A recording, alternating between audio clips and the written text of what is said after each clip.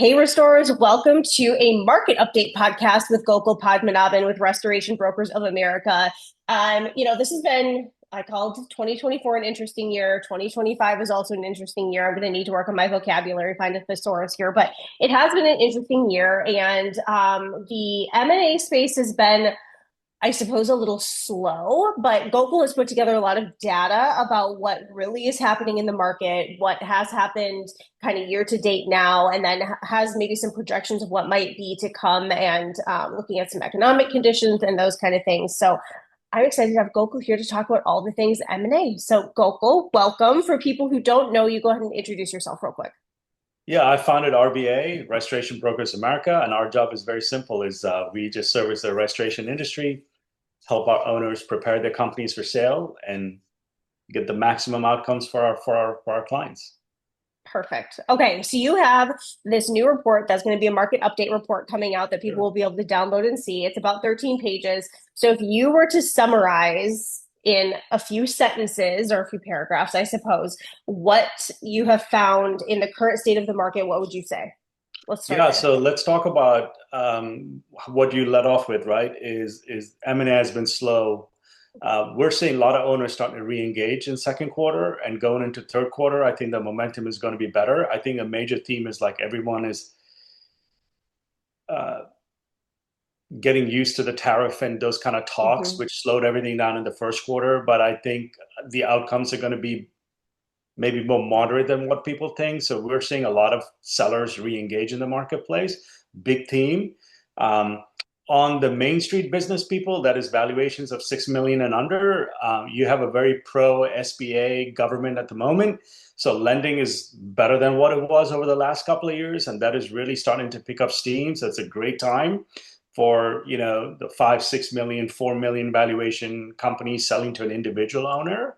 And the third theme I would say is the M&A activity is picking up quite significantly because there's simply a lot of new private equity groups, both big and small, and old established ones and new ones getting into the restoration space. So you're getting a whole new pool of buyers that we did not have, let's say, 2 years ago. It's a big, big, big theme. There's a lot of positives with it. There's a lot of negatives with it. You got to understand the entire landscape. But I think overall, I think if you pick the right partner, I think it's really good for the seller. So three three big themes going into the second half of the year. So 2023, 2024, we saw a lot of the mergers and acquisitions happening by some of like the big companies in the industry. Correct. And then there were a few PE firms that were starting to play in the sandbox. So you were talking about a lot of PE firms more PE firms are coming in. So how much has that shifted? Like how much of the transactions are coming from these like large industry powerhouses compared to PE firms now? Yeah, so it's quite significant. I think if I put a number on it, almost 80% of our transactions are happening with new private equity groups. Wow. And Do you maybe see two that? years ago, 3 years ago, it was almost exactly the opposite. Is that ever going to slow? Is the sandbox going to get too muddy? There's going to be too many players in here, or is that not really how it works? There's going to be winners and losers. I think more than talking about how many players are in the sandbox, I think you have to talk about winners and losers. I think one of the things that's as operators, and I'm always on the operator side, okay, because I'm a small business owner, so I'm always thinking about the guy or the family that's running the business, not necessarily the buyers or the private equity groups that are buying it. They're Yes. professionals. They know. I think they know what they're doing. Um, uh, I think you got to be really careful, right, on who you partner with. I think that is really the main theme, as opposed to how many players are there and how many players are not there, right? It's more critical now to really vet out whoever you're deciding to sell your company or to partner with than ever before. There's a lot of Me So, Too's out there, I guess, in a way. Without sugarcoating it, there's just a lot of Me Too's out there. so okay, so talk about the difference between, we've seen more PE firms coming in that are buying maybe a smaller chunk of the business, or they're investing in a different way, maybe getting a little bit more creative. So talk about, for people that aren't familiar, like what does maybe more traditional PE investment look like from some of the more maybe well-established PE firms in the industry that have like kind of a network of restoration companies now versus the people that are maybe getting a little more creative, have different terms, different ways of investing? Yeah, so that's a loaded question. It is. Okay. Like I could talk an hour about that. Yeah. And for people that have seen my videos in the past and kind of have my conversations, I tend to be pretty indirect with a lot of my comments, but I have very strong feelings about this. So let's not sugarcoat it. Let's just go right. And like I said, I'm more concerned about that owner that's actually running the business, Mm-hmm. and I think, a lot of people are getting approached nowadays in our industry, big and small and everybody, right? Hey, and then there's all of these kind of what I call sweet talking, dating kind of language, so to speak, hey, let's partner together.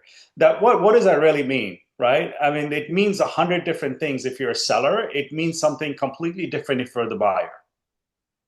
Yes. You know what I mean? Uh, Yes. um, let's grow this thing to 10x, and let's roll our equity. And then there's going to be rainbows and unicorns. You know what our sellers don't understand is all that in my language is just sweet talking. It means absolutely nothing. Okay. This, and you go, well, why is this sweet talking? Why can't people shoot straight? I mean, and it's very simple. If you are the buyer, you do not want your seller talking to anybody else. Mm-hmm. It's advantage buyer, big time. Mm-hmm. If there's a lot of buyers looking at a company, then what happens is whatever the company's worth, somebody will eventually pay for it. And Mm-hmm. it's not just pay for it, they'll be honest in their terms. And even after the honeymoon period, they'll be honest about how they put everything together. Right? As a buyer, the best thing that I want is proprietary deals. It's actually a language and a word that a lot of private equity people use it. And you know what? I got people calling my office and saying they'll pay me for proprietary deals. And What I've does that never mean? done it. In 20 years, I've never done it. What's a proprietary deal? There you go. What it means is I want it exclusive. I don't want you to shop that seller out with anybody else. Oh, So why would someone want that? uh, that seems not wise for, I mean, yeah. There you go. You typically Why don't would go house someone hunting and want just look only at one house. proprietary deals? Yeah. And they don't have whatever the guts or the reason to go to the marketplace and actually buy the business at market rates. So there's a lot of that going on. So there's, you got the new private equities coming in, and a lot of this, like you said, this 50%, let me buy half of your company. You got to be really careful when you go back, and most of our operators are really good in construction and mitigation. They don't understand the nooks and crannies of finance, and I don't expect them to, right? That's not their expertise. A lot of times when you get companies that are like, let's partner together and everything's going to be fantastic 5 years from now, you know what? I can tell you, as a matter of fact, almost 30 to 40 times, none of that works out. None of it works out. And you got to look at risk. When someone says, I want to come buy 50% of your company, they're putting in less in the business to buy your company, and they're buying it with their own money sometimes. Okay. Doesn't make you see where I'm coming? So if that goes to zero, you got more to lose than the buyer. Yeah, And so you absolutely. got to be really careful with a lot of this. I mean, there's a lot of great things happening in our industry, but it has to be a two-way street. If you are out there talking to these buyers on your own, make sure you at least get an attorney. Make sure you at least got some kind of a team around you, right? Now, ideally speaking, I tell you, when I sold my business, I had an M&A broker. Even though I did this for a living, I got someone else to represent me. Mm-hmm. I had a transaction tax person to make sure that when I sell, that I can minimize my taxes. Yep. I had an attorney, okay, and I had a CPA.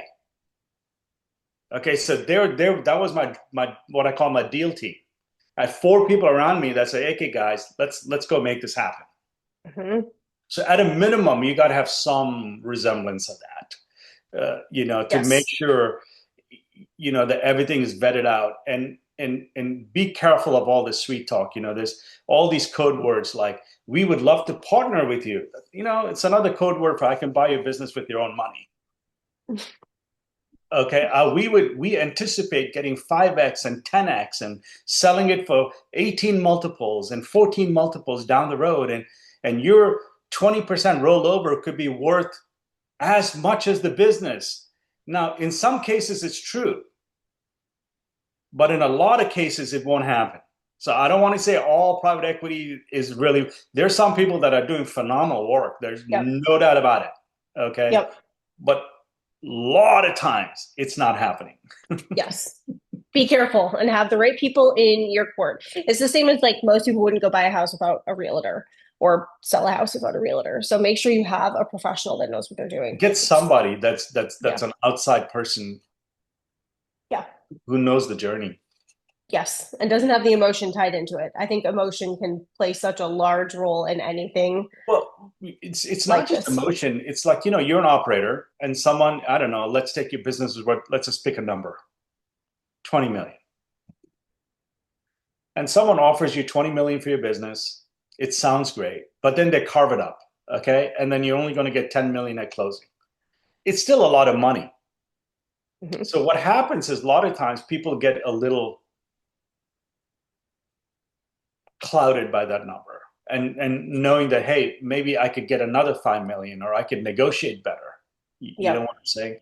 And then you got buyers, like I said, that are using all these code words like, let's partner together and we can 2 + 2 is equal 5. And there's all of these kind of words, uh, that kind of just sweet talk people into doing it. And a lot of times it doesn't pan out. It's like I tell a lot of my clients, it's sometimes like marrying for money. Sometimes the chances are it won't work out. That's fair. Okay, so you've talked about multiples a little bit. And again, looking back at 2023, 2024, probably 2023 mostly, the multiples were pretty high there for a while. So where are they shaking out to be now? They're resilient. They're not coming off the cliff. There's nothing terribly wrong if you're the seller from the marketplace. Okay, they were a little inflated a couple of years ago, and they're coming down about a half a multiple now.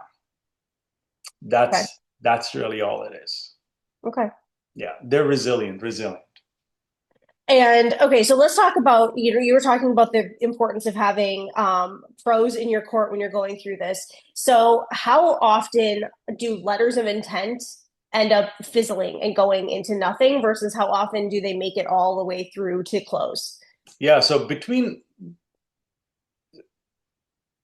I want to date you to I want to put a ring on it, okay, which actually go to closing, okay, there's a lot that goes on, Yeah. okay, and the way we work with our clients is we're prepping them for 6 months to 8 months before we even go to the market. Mhm. So there's a lot of heavy lifting that happens before. Yeah. Right? So the offer is not even a contract. And letter of intent is what most sellers are getting, clients or owners are getting. It's not even a contract. It's just kind of like, this is what we're thinking about your business. Let's look under the hood. Mhm. Okay. So between that letter of intent, which is, it's not even a legal document, it's more like an understanding. Okay. To, let me put a ring on it, close it, and actually put money in your account. Okay. Almost 50% of companies don't close. So let's peel that back a little bit, because this is worth talking about. Yes. So if I'm the buyer, private equity group, whatever, right?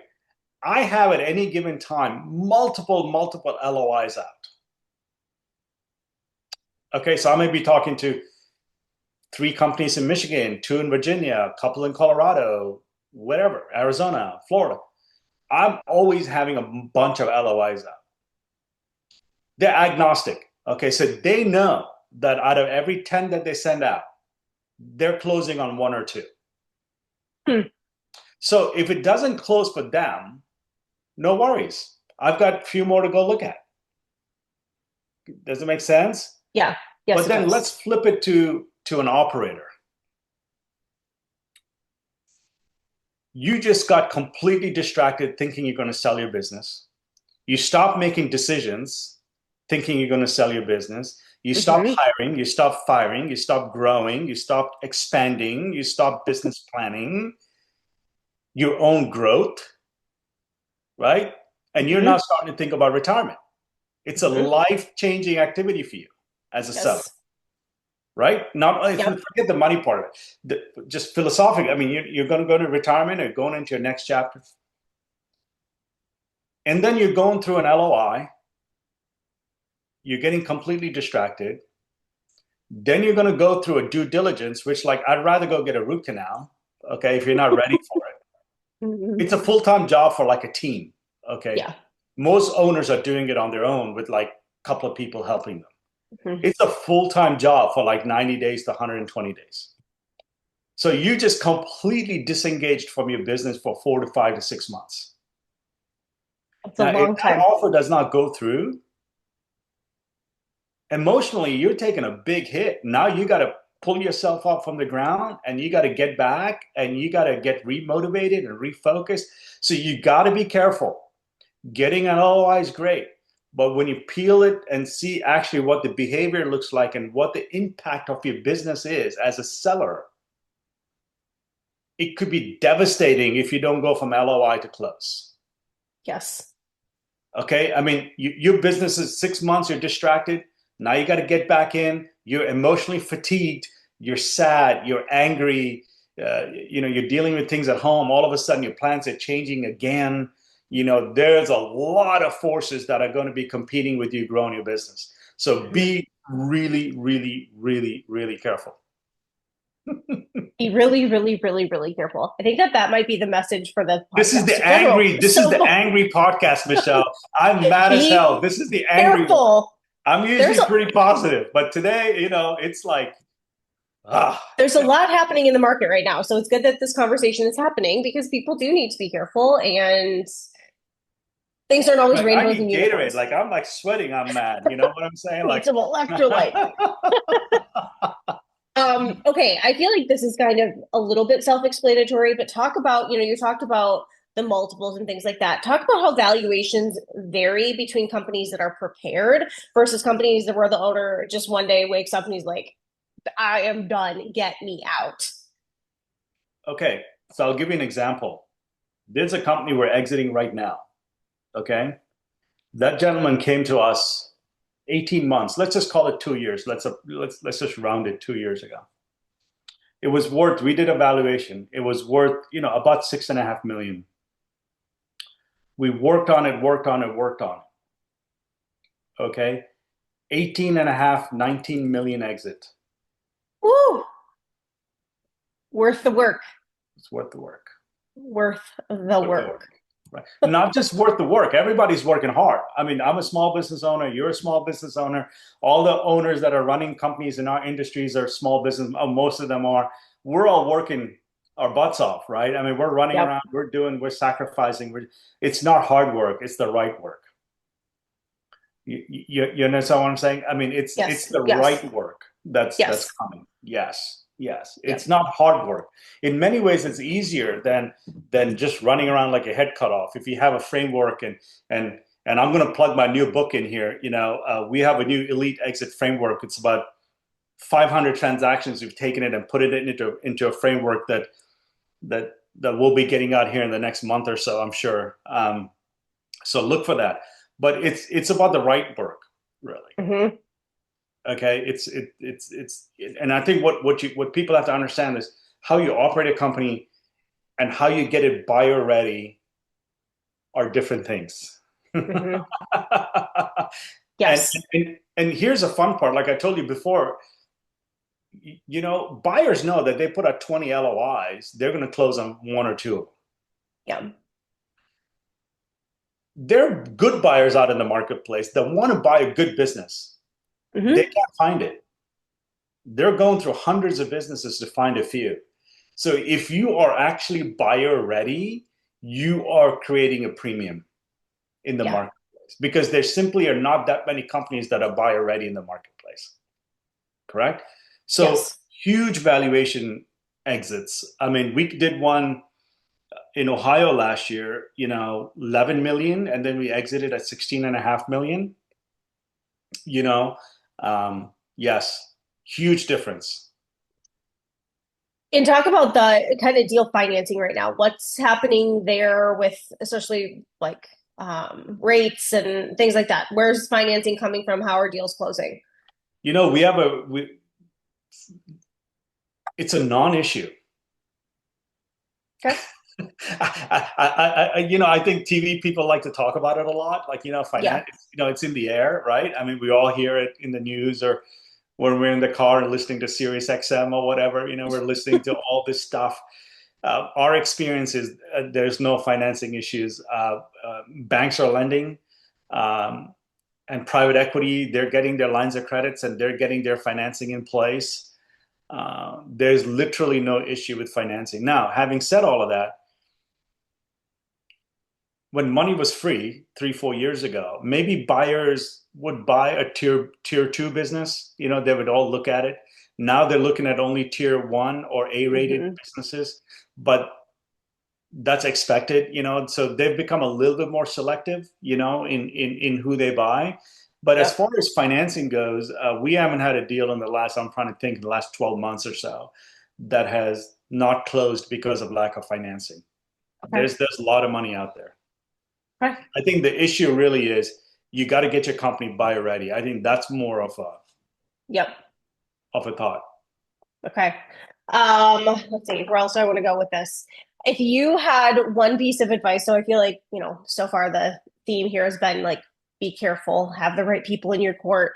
So if you had one piece of advice for owners starting to prepare today, whether they're going to sell next year or they're going to sell a decade from now, what piece of advice would you give them? Ooh, I've been thinking about this a lot, even in my own company. So let's talk about KPIs. I'll take a different route here. Okay. Okay, let's talk Okay. about KPIs. A lot of owners are looking at revenue numbers, gross margin numbers, net margin numbers, job costing numbers, all that. And I will argue that those are all for your employee KPIs. They don't belong to the owner. Okay. The one KPI that the owner needs to start tracking on a yearly basis is enterprise value. What is your Mm. company worth? And your job is to make sure that your company is worth more a year from today than it is today. That is a KPI that very, very few owners are tracking. Is that They're something that's tracking everything easy? else. Revenue is, but to me, those are all for your team. Of course, you want to report on it, you want to look at it, you want to make sure that everything's going great. But the responsibility of that should be your team. Your responsibility KPI should really be the enterprise value.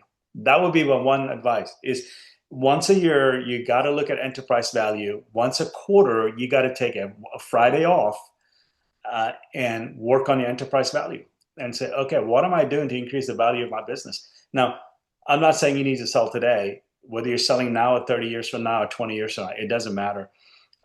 What owners don't understand is most exits are not planned. Hmm. They're event driven. Yep. Okay. Yep. Um, the grandkids are born, and then your wife goes, finally, hey, enough of this. You're going to sell Yep. and we're going to move to the. It's an event, right? Or health Yep. issues, God forbid, or whatever, right? Issues, right? I want to be Yep. closer to my kids. I want to move to a different city. Uh, so Yep. whatever, it's always an event that's triggering it. Yep. Okay, so Yep. once a year, once a quarter, really looking at your enterprise value will give you a lot of peace of mind.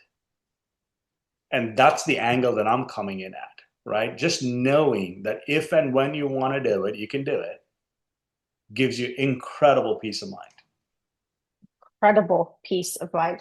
So this enterprise value, this annual KPI, is this something that restoration owners can kind of calculate themselves and be roughly close, or is that something that's better, helped with a pro? Listen, you go to a doctor once a year for a physical, right? Yeah. Go, go spend the $2,000 and go get a third party appraisal done. Yeah. It's worth it. It's an investment in your peace of mind. Why wouldn't you do it? Yeah. I mean, we blow Absolutely. $2,000 on stuff we don't need most of the time. This is true. I was talking to somebody the other day, and we were talking about how, some companies are feeling pinched right now, and, hire, and you should still be hiring and doing these things. And the person I was talking to was like, yeah, are you out there driving a super nice car and your payments going there when that could be a salary towards somebody that could help grow your business? Like, you really have to evaluate these things and look at where your money is going. So that makes You got to total evaluate, sense. and you got to understand that finances in a business is really not a numbers thing. It's a behavior thing. Hmm. Okay. So the P&Ls you're looking at, all it tells you is behavior of your company, Yeah. the processes, the systems, the standards that you are running your company, the standards that you're allowing your company to operate. So all your bank account in your business tells you is behaviors. Yeah. This is true. It's very true. Okay, let's take your crystal ball out now. What do you see kind of on the horizon? Maybe rest of this year, maybe beginning of next year. What do you think is coming? I think this whole tariff issue that's been kind of like a cloud over people's head, even Hmm. though maybe it affects some cost of goods for us, maybe lumber and steel and a few other things, that can affect our industry. Crystal ball, I think second half of the year, a lot of that will be behind us. Hmm. Okay. And it's already behind us, except for a few countries that we're talking about at the moment. Uh, I think there's some rate cuts coming, whether, even though Hmm. Yep. quarter point for me running a business is really maybe not mattered that much to me, like it won't materially make a difference, but I think psychologically it would. Yep. So I think there's the second half of the year, I think the waters get a little bit calmer, and I think we're off to the races again. Okay. We're That's, off to the I mean, races I'm again. telling you, I mean, we're investing in our own company now, even though things say things of, getting ready for the back half of the year and then the year ahead. Yes. Just Yes. because things are in a lull, don't That's the don't best just time to do it. yes. Keep your foot on the gas. That's a gut check Okay. moment. That's a moment when you look in the mirror and you say, do I really believe in myself as an owner? Or do I believe in my team and can I do it? And people that Mhm. can do it have huge rewards when things go up. Yes. Yeah. So That I is think we're already seeing it in our activity. We're already seeing more positive signs out there from Q2. And we think Q3 is going to be even, the momentum is going to be even more going into 3 and 4. So I think we're getting ready to go on a run as an economy, and a lot of this chatter about tariffs and interest, I think all that's going to be Mhm. a lot more calmer, That's good. That is good. right? I think new private equity is going to continue to come into our market. Okay. Uh, I think that's a definite trend that's going to be there for us for sure. There will be winners and losers, so you got to be careful. Mhm. Okay, so I love to hopefully give an actionable. So you talked about the yearly KPI and taking a Friday every quarter to kind of figure out how to to increase the value of your business, to make it more sellable, those kind of things. So, you talk about the importance of building a sellable company, whether you plan to sell now or a decade from now. So, what is something that a restoration company can start doing literally today that can help change the future valuation of the company? Yeah, so really Is it start focusing on one single KPI, which is your enterprise value. okay? Yeah. I Okay. mean, you have to make that your number one KPI for you personally, for you and your family as an owner. Okay. And you got to pay attention to it. And no Hmm. one does, because we're all thinking about all these other KPIs, and a lot of people pay attention. Very few people pay attention to the enterprise value KPI. I think if there was one suggestion or one thing I've seen in the marketplace over and over again where people get in trouble is they're so busy running their company, they don't understand what they have. And I think that would be my one piece of advice. Yeah. Enterprise value should be the new word for everyone going into next year. All our owners, Uh, I should say. Not everyone, but all our owners. I started and underlined it in my notes. I got it. Enterprise Um, value is a, yeah, you got it, David. okay. Yep. Anything else you want to add before we wrap it up? No, I think it's been great. I think we're the second half of the year is going to look good. I think financing is looking good. M&A activity is looking good. I think it's a lot of seller be aware. Like there's just Mhm. so many new players coming in, and not everybody is healthy, and not everybody's a strong buyer.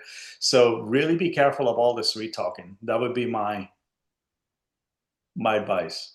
Hate to be that Yes. negative or that whatever, but that's really what's going on. That's the reality of it in today's market. Because you look at 3, 4 years from now, there were a lot of operators that were buying companies, and they've been around for 30 years, Mhm. 50 years. We knew them. I knew them as owners. I knew their CEOs, or even our sellers knew their CEOs. They've been in our industry for decades, a couple of generations. So there's a lot of, even though you may not know them personally, the reputation was there. We all knew each other. Now you got a lot of new people coming in, and we don't know how good they are as operators, how maybe not good they are, how challenged how leveraged they are within their own Mhm. balance sheet. There's a lot of these things that we don't know. So you got to be really, really cautious at the moment until a few people establish themselves 2, 3, 4 years from now, and we get to know them. Yes. Yes. Yes. We get, yeah. It's always interesting as we get to know people in the industry and Oh, you better believe it. see how things have gone. There's a lot of stories out there. Yeah. Okay, I think what Gokul, are we? thank We're you. in September 3rd, right? As we're doing this, I think in August we had, like, I personally had 6 or 7 new people calling us looking for deals. Like that's just in August, which is our slowest month of the year. Yeah, So you got to that's be really careful with a lot of the newer people. You get the vetting, and having a team around you becomes really, really important. mhm. Yep, that makes good sense. Okay, so for people who are listening, if you want to download the report, you can go to rbacells.com. You can also find it on the CNR website. You can find out more about Gokul and his team on rbacells.com and check out some of his past market updates and all of those things. Gokul, thank you so much for being here and for your expertise and these reports that you put together. Also, stay tuned for Elite Exit Framework, the book that's coming out. We will have all the information when it's ready. Gokul, thank you. Look for it. Thanks, Michelle. Thank you.